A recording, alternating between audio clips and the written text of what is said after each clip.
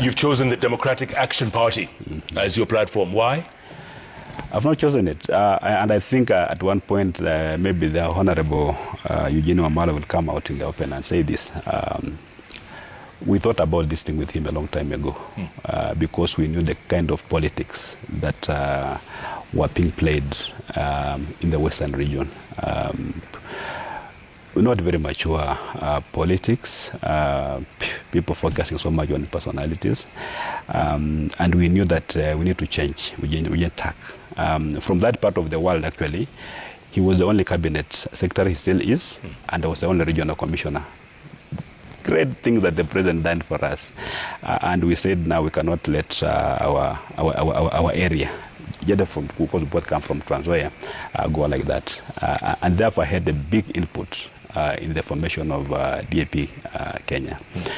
And therefore people were telling me that I'm joining DAP Kenya or I'm a project of DAP Kenya. They don't understand the history of some of these things, how these things began being formed.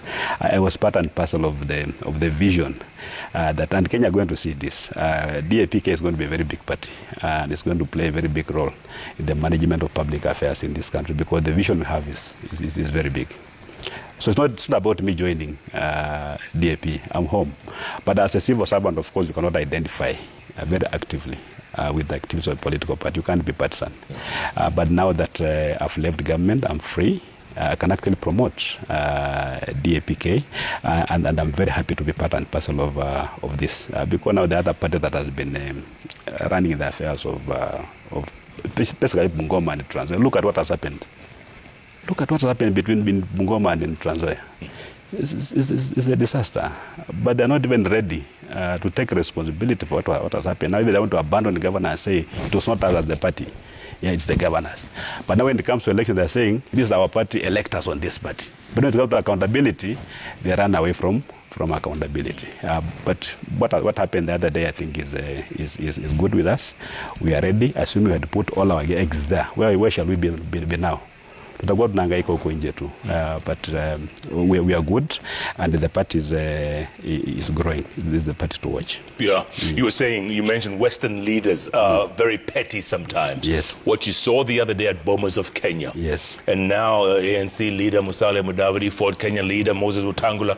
Looks like they've thrown their support. They're holding joint rallies with UDA and Deputy President William Ruto. So Western looks like it's split right down the middle, or three ways. It looks like that. Lack of leadership. Western region, Western province previously, and the people who associate themselves with Western region, you look at the demographics. We are the second largest community in Kenya.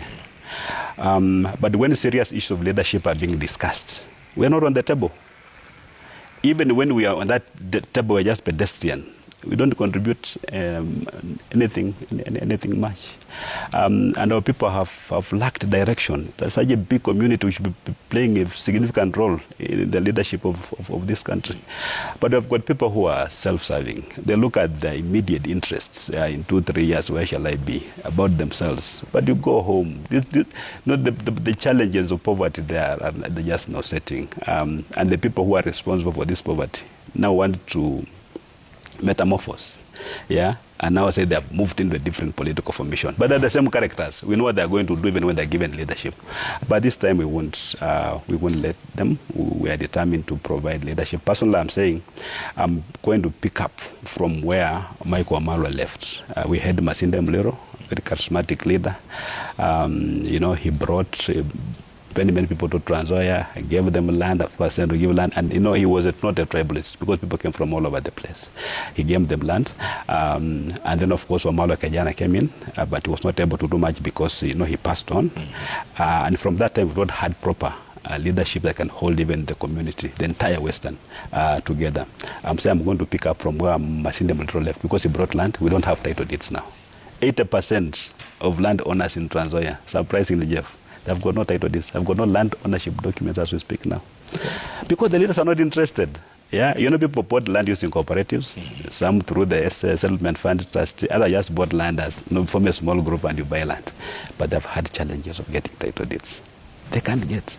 But of course, now through the national titling program, of course, the government has come in. When I was RC, we have pushed a bit, but largely 70% still. But we're on course. So when you see people trying to form coalitions, purposely to get power for the sake of power, then I think some of us who are exposed, who have seen how leadership is supposed to be, it will be a big failure on our part if we stood idly by and watch things get worse. That's why we are saying this must stop, and it stops this year. They can come with whatever rhetoric they will come with, but we are going to show the people that their problems are related to the quality of leaders that they have. Western region, as we speak today, doesn't have any leader. That's why anybody can come up and say he wants to be a leader for Western, because there's no one person who can stand up and lead that region and take the region to the negotiating table. That's why we are. We're all beggars. Tunapangwa tu, you are given little money, you go and shout the name of this guy. If you go and check previous clips about some of these leaders, what they've been talking about, where they have gone now, it's crazy. You can't believe it. Just the other day. Now you're saying somebody is terrible today, and then tomorrow he's very clean. What has happened? What has happened? Yeah. That kind of dishonesty is what has put some of us say, no. We are more required at home. Our parents took us to school. We are experienced. We have got a responsibility. Kama Mungu amekubariki, kwenda bariki watu yako. That kind of confusion now you are seeing now. We don't even know where these guys are. Have they joined the coalition? Are they going to present their own candidates? Yeah. Now competitors are holding joint political rallies. Where in the world does this happen? Which country does this happen? Can you have Trump holding the same rally with Biden? With Biden. Can you? It's insane. Yeah. And they think Kenyans are very stupid. Yeah. But we are saying, no. We are going to open our people's eyes. Our people see these things, but have not had somebody to come and put it to them very candidly, that like we are going to do. And we are going to do it.